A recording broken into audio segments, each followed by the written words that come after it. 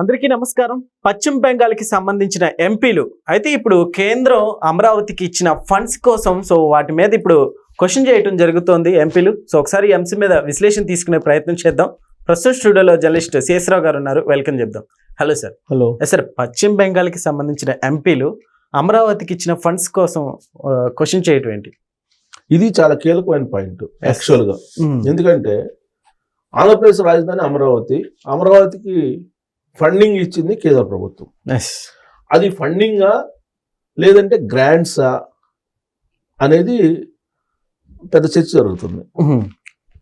దీని మీద క్లారిటీ కోసం ప్రశ్న చేసింది ఎవరంటే పశ్చిమ బెంగాల్కి సంబంధించినటువంటి ఎంపీ. పశ్చిమ బెంగాల్కి సంబంధించిన ఎంపీకి అమరావతి రాజధానికి సంబంధించిన ఫండింగ్ గురించి అది రుణమా లేదంటే గ్రాంటా అనేది అనవసరం వాళ్ళకి. వాళ్ళ రాష్ట్రానికి సంబంధించినటువంటి ప్రశ్న ఏదైనా ఉంటే వాళ్ళకు ఉపయోగం. కానీ ఆంధ్రప్రదేశ్ రాజధాని అమరావతి గురించి ఎందుకు ప్రశ్నిస్తున్నట్టు వాళ్ళు ప్రశ్నించారంటే దీని వెనక ఎంత బలమైనటువంటి రాజకీయం ఉంది ఆంధ్రప్రదేశ్ నుంచి అని చెప్పి మనం భావించడానికి అవకాశం ఉంది. సాధారణంగా పార్లమెంట్లో కానీ లేదా అసెంబ్లీలో కానీ లోకల్ బాడీలో కానీ జరిగేది ఏంటంటే ఏదైనా ప్రశ్న వేయాలి అని అంటే దాని వెనక లాజిక్ ఉంటుందని చెప్పి దాని లాజిక్తో పాటు డబ్బు కూడా ఉంటుందని చెప్పేసి పార్లమెంట్లోనే చర్చ జరిగింది ఒకనొక మూమెంట్లో. ఓటుకు నోటు లాగా ప్రశ్నకు నోటు. ఇప్పుడు కూడా అలా జరిగింది అంటారా సార్? ఇప్పుడు జరగడం కాదు, యాక్చువల్గా జరిగేది అది. ప్రశ్నకు నోటు అనేది మనం లోకల్ బాడీ దగ్గర నుంచి పార్లమెంట్ దాకా చూడొచ్చు. పార్లమెంట్లో ఆ మధ్య ఒక ఎంపీ కూడా ప్రశ్నించారు. ప్రశ్నకు నోటు గురించి ఇరుక్కున్నారు ఆవిడ. నిజంగా ఇలాంటివి జరుగుతాయి అంటారా? డెఫినెట్గా జరుగుతాయి. ఆ క్వశ్చన్ వేస్తే ఆ క్వశ్చన్ దగ్గర నుంచి డబ్బు రాబట్టచ్చు అనేటువంటిది, లేదా రాజకీయపరమైన ప్రయోజనం ఎవరికో కల్పించచ్చు. ఇది జరుగుతుంటది ఎక్కడైనా. ఎందుకు జడ్పీ సమావేశాలు జరుగుతుంటాయి. ఈ జడ్పీ సమావేశాల్లో అడిగేటువంటి క్వశ్చన్లు ఆ కాంట్రాక్ట్కి సంబంధించిన క్వశ్చన్లో వేరే ఎవరో అడిగిస్తుంటారు. అక్కడ చర్చకు వస్తే బిల్లు అయిపోతేనే ఏదో కాంట్రాక్ట్కి భయం ఉంటుంది. ఆ కాంట్రాక్ట్కి పోయి డబ్బులు ఇస్తాడు. వద్దురా బాబు అడగద్దు, ఎందుకు క్వశ్చన్ కూడా అని. అలాగే కార్పొరేషన్లో జరిగేది అదే, మున్సిపాలిటీలో జరిగేది అదే, లోకల్ వాళ్ళు అన్నింటిలో జరిగేది అదే. ఆల్మోస్ట్ ఎక్కువగా కొన్ని సందర్భాలు బయటకు వస్తుంది, కొన్ని సందర్భాలు బయట రావు అంతే. ఈవెన్ అసెంబ్లీలో కూడా అదే జరుగుతుంది. అలాగే పార్లమెంట్లో కూడా అదే జరుగుతుంది. అని చెప్పి ఆ మధ్య ఎంపీ కూడా బయటకు వచ్చి చెప్పారు కదా. ఎంపీ పేరు నాకు గుర్తు రావట్లేదు కానీ. కాబట్టి ఇప్పుడు పశ్చిమ బెంగాల్కి సంబంధించిన ఎంపీ తోటి అమరావతి రాజధాని గురించి, ఆంధ్రప్రదేశ్ గురించి ఎవరు అడిగిచ్చుంటారు? ఇది పాయింట్. అంటే ఏ స్థాయిలో అమరావతి రాజధాని మీద కుట్ర జరుగుతుంది అనేది గ్రహించాలి, ఆంధ్రప్రదేశ్ ప్రజలు గ్రహించాలి ఫస్ట్. అంటే దీని వెనక ఎవరు ఉన్నారనుకోవచ్చు మనం.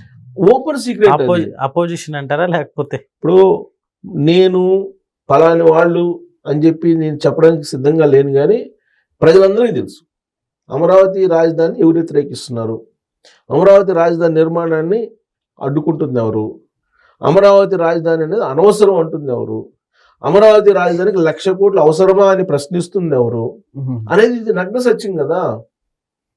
మరి వీళ్ళు కాకపోతే, వీళ్ళ ప్రమేయం లేకపోతే పశ్చిమ బెంగాల్ ఎంపీకి ఏ సంబంధం అండి? అది ఫండా లేకపోతే రుణమా అనేది ప్రశ్నిస్తూ అక్కడ ఎంపీ ఏం చెప్పారు పార్లమెంట్లో? ఆంధ్రప్రదేశ్ యువత మీద, ఆంధ్రప్రదేశ్ ట్యాక్స్ పేయర్స్ మీద ఈ భారం మొత్తం భవిష్యత్తులో పడుతుంది.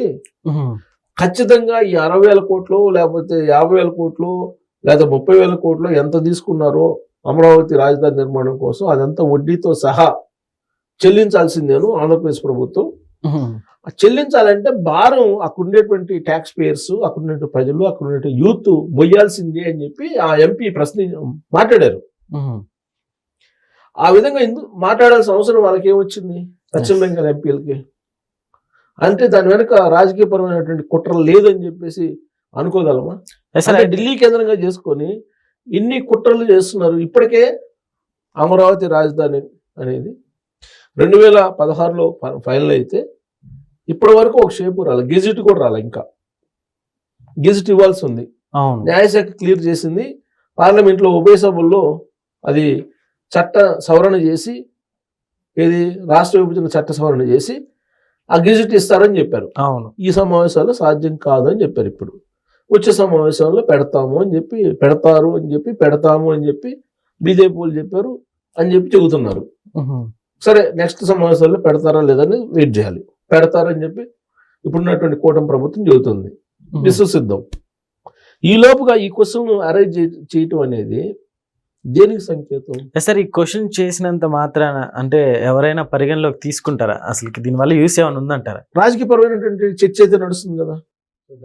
ఇప్పుడు కేంద్ర ప్రభుత్వం ఇచ్చింది, రుణాలు ఇచ్చింది. ప్రపంచ బ్యాంకు, ఏషియన్ డెవలప్మెంట్ బ్యాంక్ నుంచి దాదాపు ఒక 60,000 కోట్లు ఏమో తీసుకోవడానికి గ్రీన్ సిగ్నల్ ఇచ్చింది. దానికి సంబంధించి విడతల వారీగా ఫండ్స్ విడుదల చేస్తున్నారు. ఆ ఫండ్స్ మళ్ళీ మీకు తిరిగి ఇవ్వరు, ఇచ్చే స్తోమత లేదు ఆంధ్రప్రదేశ్ ప్రభుత్వానికి, ఆంధ్రప్రదేశ్ రాష్ట్రానికి. ఒకవేళ ఇవ్వాలంటే అక్కడ ఉండేటువంటి వాళ్ళ మీద ట్యాక్స్లు వేయాలి, అది సాధ్యపడదు అని చెప్పి అడుగుతున్నారు అక్కడ పశ్చిమ బెంగాల్ ఎంపీలు పార్లమెంట్ వేదికగానంటే. డ్యామేజ్ చేయడానికే కదా. ఎస్ సార్, డ్యామేజ్ చేయడానికే కదా. ఇప్పుడు సపోజ్ మీరు పోయి ఎవరినో అప్పు అడుగుతారు, అదే సమయంలో అప్పు ఇచ్చేవాడికి వాడు ఆరిపోయాడు, వాడికి ఎందుకు నువ్వు డబ్బులు ఇస్తావు అంటే వాడు ఇచ్చేవాడు ఇస్తాడా? ఎందుకు ఇస్తారు? ఎవరు సార్ ఇవ్వడు కదా. ఇవ్వడు. సో ఆ ప్రయత్నం ఎవరు చేస్తున్నారు? ఆ ప్రయత్నం ఎవరు చేస్తున్నారు? పశ్చిమ బెంగాల్కి పశ్చిమ బెంగాల్ ఎంపీలతో మాట్లాడిస్తున్నారు ఎవరు. లేదంటే పశ్చిమ బెంగాల్ ఎంపీలకి ఏం సంబంధం? పశ్చిమ బెంగాల్ ఎంపీలు క్వశ్చన్ చేయొచ్చు, ఆ భారతదేశంలోని అనేక సమస్యల మీద క్వశ్చన్ చేయొచ్చు. పర్టికులర్గా ఆంధ్రప్రదేశ్ రాజధాని మీద క్వశ్చన్ చేయటం వెనుక ఒక పెద్ద కుట్ర ఉంది. ఆ కుట్ర ఎవరు చేశారు ఏంటి అనేది ఆంధ్రప్రదేశ్ ప్రజలు గ్రహించాలి. ఒకటి. రెండు, నేను ఒక క్లారిటీ ఇవ్వదలుచుకున్నా ఈ వేదిక మీద నుంచి. అమరావతి రాజధానికి ఏషియన్ డెవలప్మెంట్ బ్యాంక్ కానీ, లేదంటే ప్రపంచ బ్యాంక్ కానీ, లేదా ఇతర ఫైనాన్స్ సంస్థలు కానీ రుణాలు ఇస్తున్నాయి ప్రస్తుతానికైతే. అది రుణమా లేదంటే గ్రాంటా అనేది స్పష్టత రావట్లేదు. అయితే ఇది తిరిగి చెల్లించాల్సిన అవసరం ఉందా ఆంధ్రప్రదేశ్ ప్రభుత్వం అని అంటే తిరిగి చెల్లించాల్సిన అవసరం లేదు అని చెప్పి మాత్రం చెప్పచ్చు. ఎలా అని అంటే రాష్ట్ర విభజన చట్టంలో క్లియర్గా చెప్పుంది, ఆంధ్రప్రదేశ్కి రాజధాని నిర్మించి ఇస్తాము, రాజధానిని నిర్మించి ఇస్తాము అని చెప్పి ఆంధ్రప్రదేశ్ ప్రభుత్వం, ఆంధ్రప్రదేశ్ ప్రజలకి, ఆంధ్రప్రదేశ్ సమాజానికి కేంద్ర ప్రభుత్వం హామీ ఇచ్చింది. ఆ రోజు ఉన్నటువంటి UPA 2 కేంద్ర ప్రభుత్వం, అది UPA 2 కానీ లేదా UPA 1 కానీ లేదా బీజేపీ కానీ ఏదైతే లేదు, కేంద్ర ప్రభుత్వం హామీ ఇచ్చింది. రాష్ట్ర రాజధాని నిర్మించిస్తాం, పోలవరం నిర్మించిస్తాం, వెనుకబడిన ప్రాంతాలకి ప్రత్యేక నిధులు ఇస్తాం, ఇలాంటివన్నీ చాలా ఉన్నాయి. 9-10 షెడ్యూల్లో ఉండేటువంటి ఆస్తుల్ని తెలంగాణ నుంచి తీసి పరిష్కరించి మీకు ఇస్తాం, ఇవన్నీ చెప్పేటువంటి హామీలు, ఇచ్చినటువంటి హామీలు రాతపూర్వకంగా చట్టంలో ఉంది. మరి రేపు మీకు ఇచ్చాం కదా డబ్బులు, మీరు వడ్డీతో చెల్లించండి అని అంటే రాష్ట్ర ప్రభుత్వం ఇస్తుందా? మేము ఎందుకు ఇవ్వాలి? మాకు రాజధాని నిర్మించిస్తానన్నారు మీరు అని చెప్పి అడగరా? అడుగుతారు.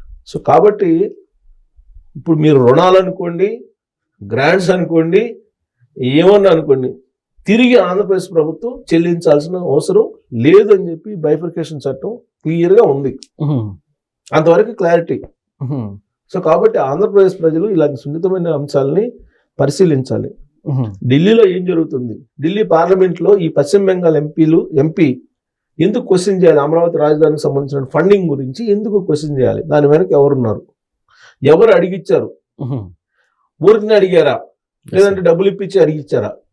ఇప్పుడు సర్వేలు వస్తుంటాయి, సర్వేలు ఊరిని అనుకూలంగా ఇస్తారా? డబ్బులు ఇచ్చి సర్వేలు అనుకూలంగా చేయించుకుంటారు.